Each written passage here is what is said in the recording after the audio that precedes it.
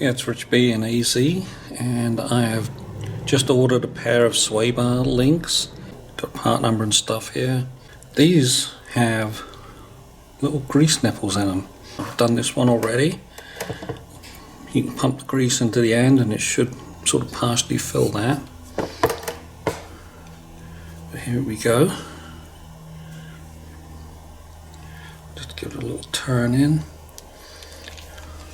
And then when it tightens up, you can just tighten by hand. It doesn't have to be fantastically tight. So this is my grease gun. It is incredibly old. I don't actually remember buying it. I went to wipe off the grease and dust off of here. Oh look, all the stuff just fell off. But there's fiberglass underneath, so I think it will hold pressure. I've just got to check the grease to see if it's any good anymore. Yeah, this is the old grease tube from inside the grease gun. So I've scooped out some of the drier looking stuff. That's what this crap is here. Some of it I've already got a bunch out. 30-odd year old grease gun wasn't working anymore with the old dried up grease in it, so I had to get some new grease, and I've got that red stuff in there, the red sticky stuff. And you just poke it on the grease nipple like that, and then you just start pumping it. I'm just pumping, and I'm going to do it so that there's a slight bulge in that.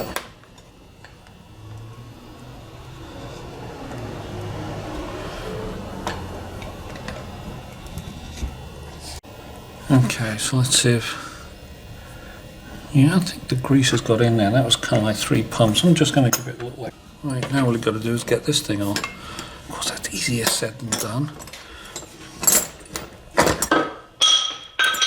Yeah, you've got to kind of just work it sideways. With any luck, it will pop off. Does that grease fitting look a little bigger than this grease fitting? It should do, because this was the original one that I tried getting in there.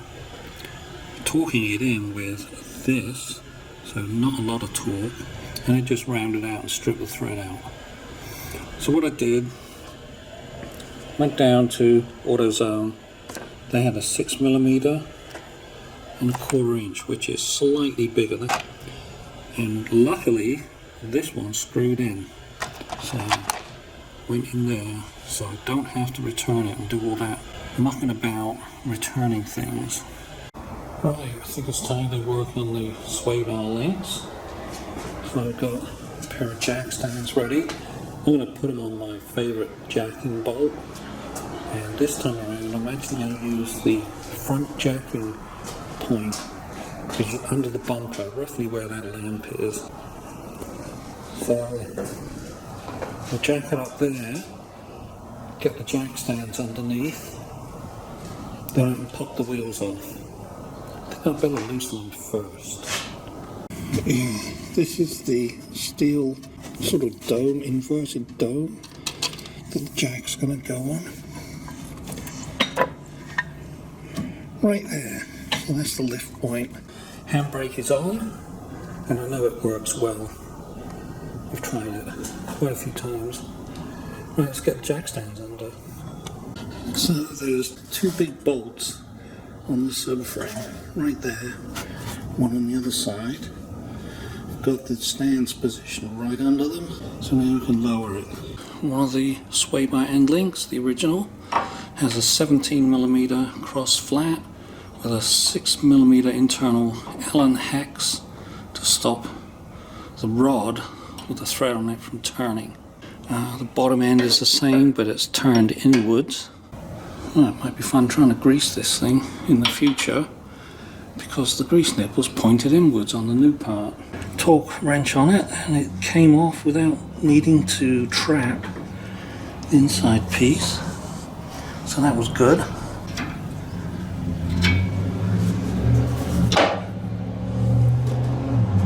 Half off.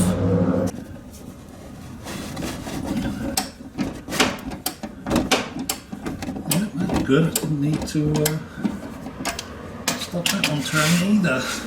Okay, so the bottom end on this one moves quite freely, and the boot is intact. Unfortunately, the other end Yeah, the boot is completely, it's a little stiffer, still moves, but as you can see the boot is completely split open. Is it still in focus? Yeah, that might be better. Big rip.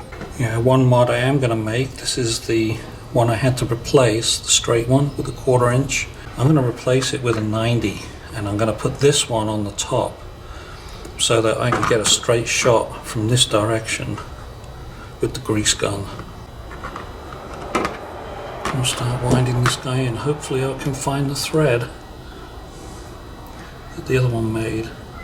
Oh, I think that's it. Okay, I've got to go a little further.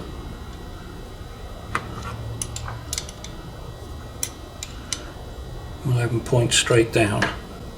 Just like that. Now I should be able to grease that one on the car every oil change. Okay, so the installation problem I'm having is the center stud, which should be retained by one of these, is turning while I'm trying to tighten the nut. Unfortunately, I do not have a crow's foot the right size, and I don't really want to go out and get one either. So I'm going to try something a little unconventional. What I'm doing is I'm putting a socket wrench on the end of this jack up here with the square side up, and it's right underneath the sway bar, so I can lift the sway bar a bit, put some load on it, and hopefully that's going to stop the threads from turning. Let's give it a go. I think it's working. I've got the torque wrench set to 55. See if I can get it to click. Oh, it's just slipping a little bit. I can feel it. I'll put a little bit more load on the jack.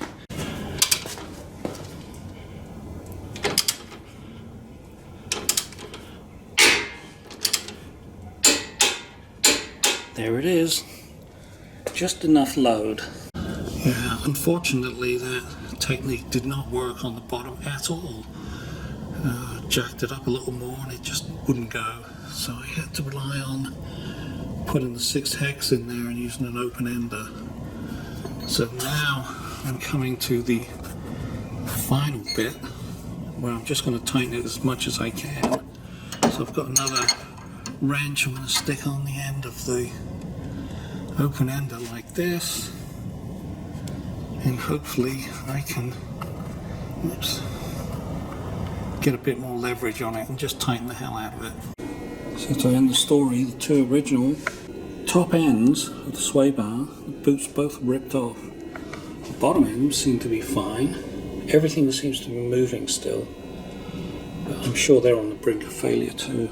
But you know, it's a 2009, so quickly in my head that's 17 years old, at least. So yeah, rubber doesn't last that long in Phoenix.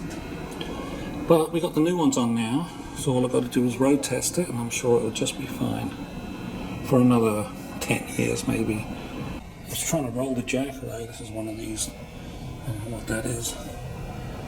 And this roller wouldn't turn. So I looked at it, took it apart. Oh yeah, there's no bearings in there. I thought there were bearings. No, it's just an axle like this, and it's all chewed up at this end. So I'm going to file that off, and it should be able to spin again. I'm also going to dump some grease on it. Yay, for my lifetime supply. Alright, I've got it spinning again. Some grease in there after filing down that rough patch. And is this fate or something else? 6mm internal hex. Wait, that was the same 6mm internal hex on here. I don't know. Anyway, if I put this to bed and go inside before it gets too damn hot. It's supposed to get close to 100 again in Phoenix, and it's only March.